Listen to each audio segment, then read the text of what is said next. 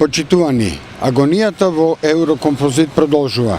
Начинот на функционирање на фирмата и третирањето на вработените се повеќе личи на робовладетелство.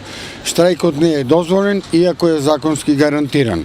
Синдикатот е претворен со закани притисоци во безгласна буква. Нема ништо од ветените плати за 44 дена, како што беа излажани вработените од страна на Кочо Анџушев и Горан Сугарески. Поминаа 130 дена и ништо од тоа. Вработените немаат ни здравствено осигурување.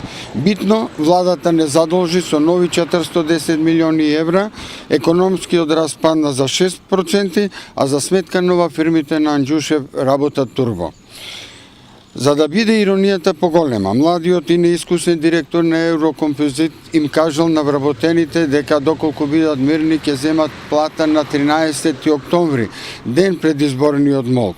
Еве на кое дередже ја донесе СДС Македонија и македонското стопанство.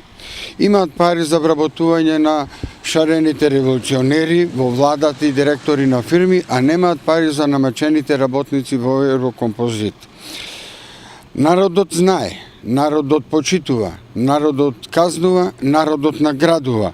Народот на 15 октомври ќе одбере 13 за нова ера. Го повикуваме Зоран Заев, кој денес е во нашиот град, за време на неговата посета, да го реши проблемот со кој се соочуваат граѓаните кои се вработени во Еврокомпозит.